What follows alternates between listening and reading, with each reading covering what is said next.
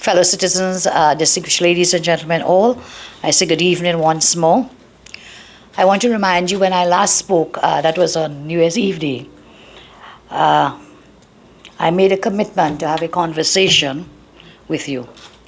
My commitment came about because of growing turbulence in the global energy sector and the impact of lower oil prices on economies such as ours. In the past 4.5 years, we have managed to reverse economic decline, to bring stability, to restore confidence, and to return to a path of growth. We have delivered opportunities for us to truly rise to our vast potential for real growth and advancement. Today, the challenges being experienced due to price turbulence in the global energy sector have created the conditions where our reforms, strength, and resilience are being tested. Tonight, I want to give you the assurance that we shall navigate safely through these turbulent times. The times call for taking full responsibility, as we always have, and ensuring that we put people and country first. In this way, we can confront our challenges, and together we will emerge stronger.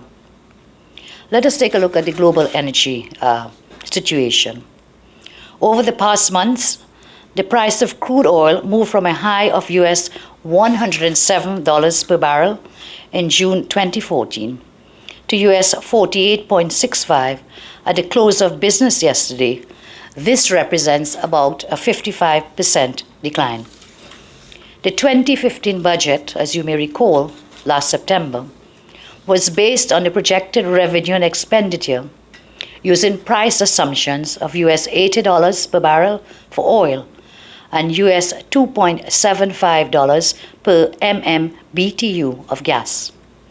The downward trend in oil prices globally has also impacted natural gas prices, and other petroleum chemicals are beginning to follow a similar path. A number of forces in the international petroleum markets have set off this downward trend, namely the application of new technology, which has increased shale oil and gas production in North America. 2, the economic slowdown, which has reduced oil demand by some of the world's largest oil consumers, including China, Japan, and Europe.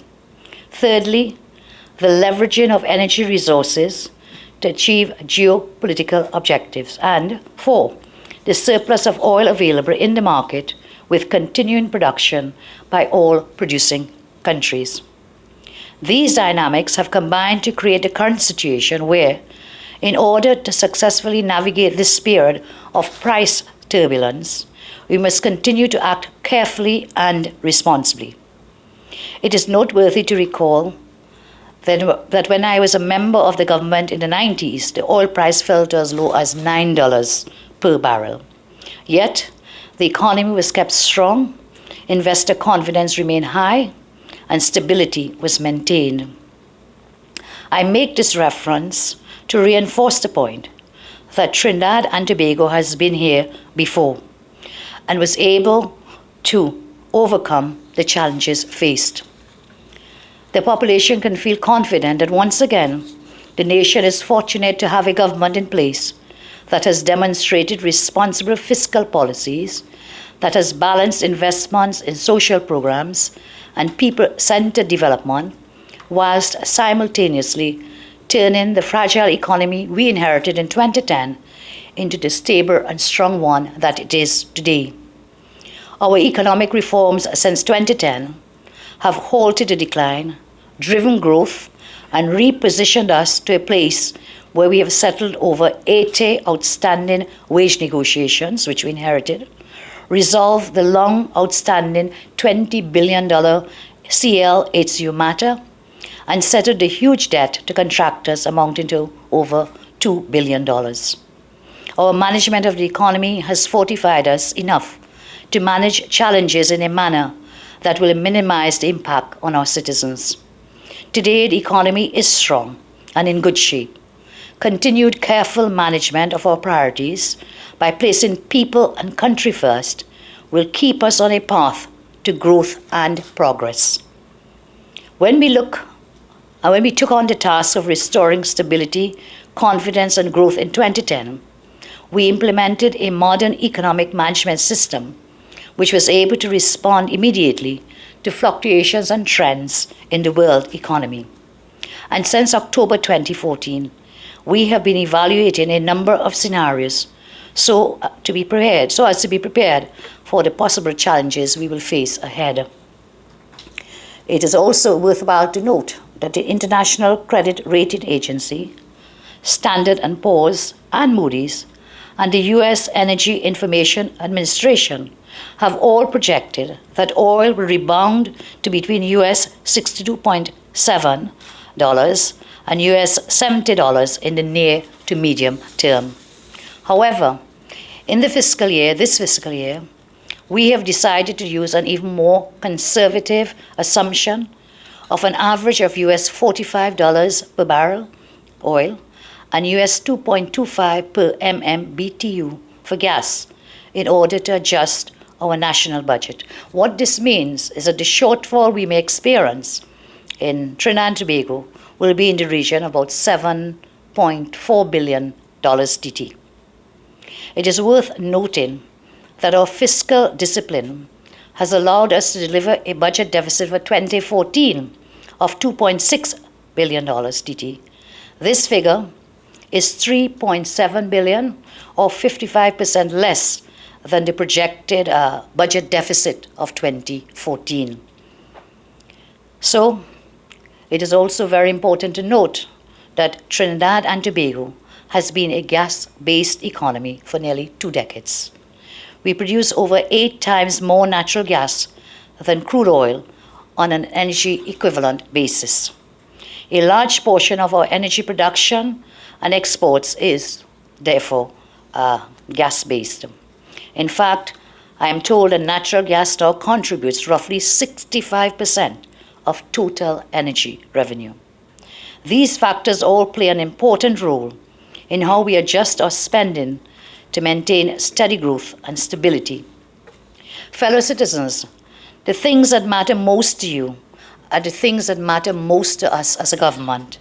Therefore, with the necessary adjustments, we will ensure that we do not compromise in certain areas and that we will continue, one, to provide protection for the most vulnerable and disadvantaged, to ensure that the pace of business activity continues, to preserve jobs and personal incomes, to intensify our efforts in making our nation safer, to maintain our successful investments in education, which has already reaped so many rewards, to make improvements in the quality of healthcare so urgently required, and to keep our commitment to critical infrastructure projects, including with respect to schools, hospitals, the energy sector via San Fernando to Mayaro platform project, and indeed our housing program. Today in 2015, our macroeconomic indicators, which are the indicators we use to measure our economic strength as a regional leader and global player, are far better than the economy we inherited in 2010. These fundamentals are stronger than ever, and they include as follows. Our unemployment remains historically low at 3.6%.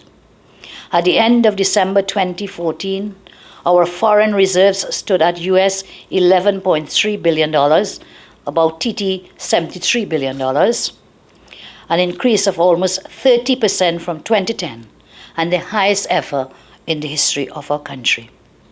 Import cover has climbed from the 10.4 months in 2012 to about 12.7 months in 2014, again, the highest in our country's history. The Heritage and Stabilization Fund has increased by over US $2 billion since 2010 to US $5.5 billion. This represents an increase of over 65% since 2010. New investment in the energy sector is projected in this year, 2015, to be well over US $2 billion, averaging about TT $13 billion. Inflation remains in single digits, down from the double digits that we inherited in 2010. Our debt remains comparatively low, with public sector debt to GDP at approximately 40.6%. In December, Standard & Poor's reaffirmed Trinidad and Tobago's A credit rating with a stable outlook for the economy. And most important, or equally important, is that our balance of payments is robust, stronger than ever, and our dollar continues to be strong and stable. The same prudence with which we managed the economy since 2010 to bring us to a position of resilience and stability will be used in shifting our priorities and maintaining stability. How do we adjust these priorities, and what are we adjusting? In moving forward, there will be areas where we must moderate or redirect our spending in order to manage the present situation, always making sure that we keep people and country first. Reviews of our PSIP and recurrent expenditure are ongoing, with the aim of identifying savings of approximately $4.5 billion. You can be assured that these adjustments are aimed at preserving employment levels and job security. Amongst the areas identified for redirectional spending, and indeed in helping us to make up the shortfall of the $7.5 billion resulting from the decline in the oil prices, these are the areas that we will consider. Infrastructure projects for which funding has not yet been confirmed. Lower expenditure on non-critical goods and services, and allocations in selected ministries by about 15%. And since there is an inverse relationship between the price of gas, the price of oil, and the petroleum subsidy, a lower price for oil results in a lower petroleum subsidy. This is estimated, with our revised conservative average of $45 per barrel, this is estimated to be about $1.4 billion in expenditure savings. So this will take us to about $4.5 billion towards making up the shortfall of $7.5 billion. Any additional shortfall will be met from revenues generated as a result of our continued public offering program, and I'll speak a little more of that in a short while. So these are some of the areas for adjustment and rescheduling. And this is where we will hold to our vision. With adjustments in our spending priorities, government will ensure that our long-term vision remains, that is, to keep people and country first. Economic diversification. In the time since taking office, we have taken the concept of economic diversification beyond talk, and today we are well within the process of building new sectors for the future economy. For example, today our manufacturing sector contributes 9% of GDP. Our financial services sector, including real estate sector, contributes about 15% of GDP. Revenue from the non-energy sector has increased by over 13 billion between 2010 and the present. So in addition to our revenue from the energy sector, the non-energy sector is playing an increasingly important role. In the energy sector, our reforms have finally delivered the first signs of increasing oil production since 2005, with expansion in land and marine exploration, and for the first time in our history, the advance of deep-sea exploration. Government will continue its investment in these and other new sectors that will support a gradual shift from the heavy reliance on energy resources to a broader-based economy. Adjusted priorities will also see us intensifying our collaboration for public-private partnerships. Part of what will make a fully transformed and diversified economy will be greater business participation, and it is our intention to increase the private sector footprint in our economy. We will intensify the advance of initial public offerings, a program which has recorded great success with the FCB Limited IPO, and which realized about $1 billion for the Treasury of Trinidad and Tobago. In delivering his budget statement last September, the Honourable Minister of Finance and the Economy indicated that the FCB IPO added more than 8,000 new investors, and that we were well on our way to achieving the public policy objective of the widest possible participation of all citizens in share ownership. This program will continue with the National Gas Company of Trinidad and Tobago Limited offering to the national community 49% of their shareholding of the Trinidad and Tobago NGL Limited, which holds 39% shareholding of the National Gas Company in Phoenix Park Gas Processors Limited. It is noteworthy that this will be the first ever listing of an energy stock on the local stock market, thereby giving citizens a direct stake in our very important energy sector. In the area of education and training, your government has also delivered tremendous progress in this area, education and training. Preschool education continues to advance to universal access. Secondary education is now fully supported by a technology platform for all students in forms 1 to 5, with over 96,000 laptops given to students and teachers, and we have built about 80 schools over the last 4 years.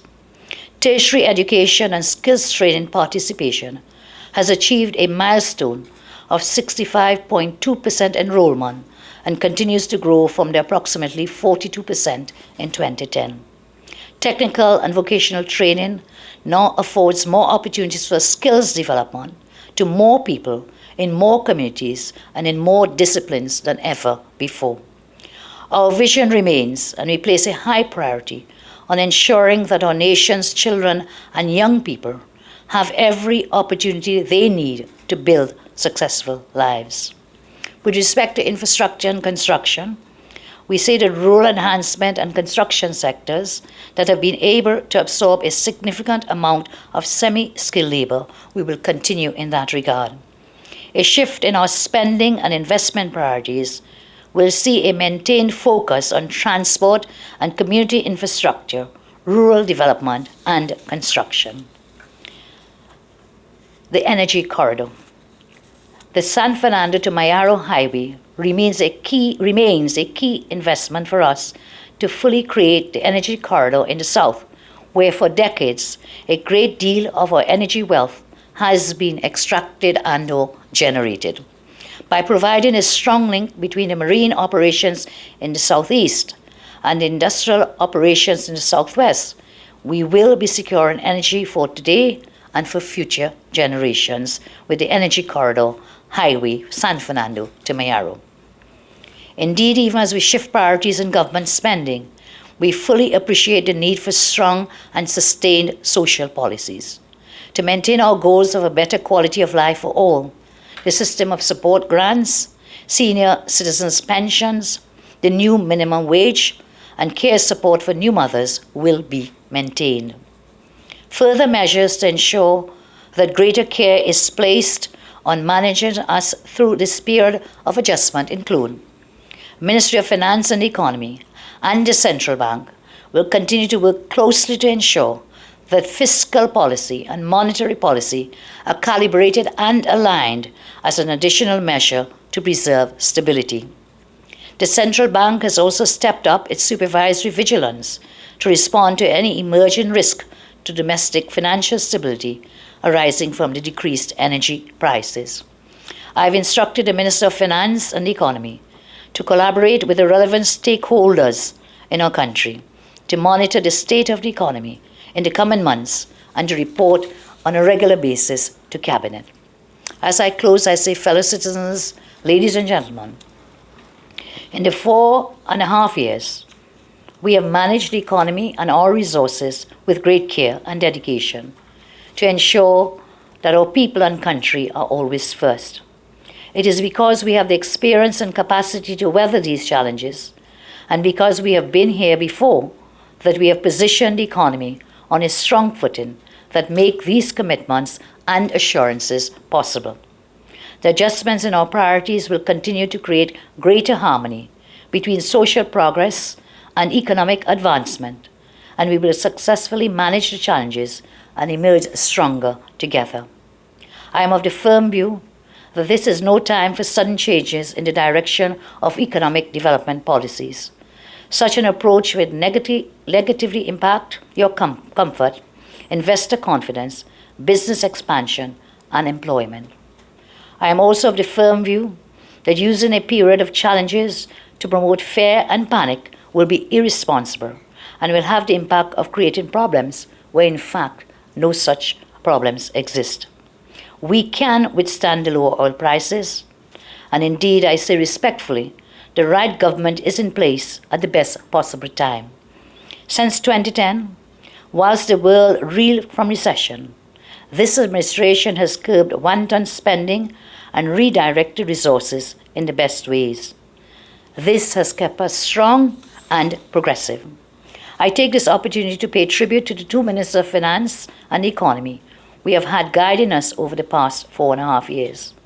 As a result of their stewardship and the philosophy of my government to keep our development people-centered and responsible, Trinidad and Tobago stands steady and strong. Currently at the helm of the nation's Ministry of Finance is one of our nation's most highly regarded ministers ever, in Mr. Larry Hawaii. His experience and expertise is second to none. He accepted the offer to serve his country and is doing so admirably. I wish also to thank the permanent secretaries and the ministers, of course, in the Ministries of Finance and Economy, Minister of Planning, Sustainable Development and his PSs and staff, all the respective technical staff, and of course Minister of Energy and their technical staff for the contributions you have made in the past 4.5 years and which you continue to make. To all the public-spirited citizens who took the time to send in suggestions, ideas, to share your thoughts, I wish to thank you most sincerely for your very valuable contributions.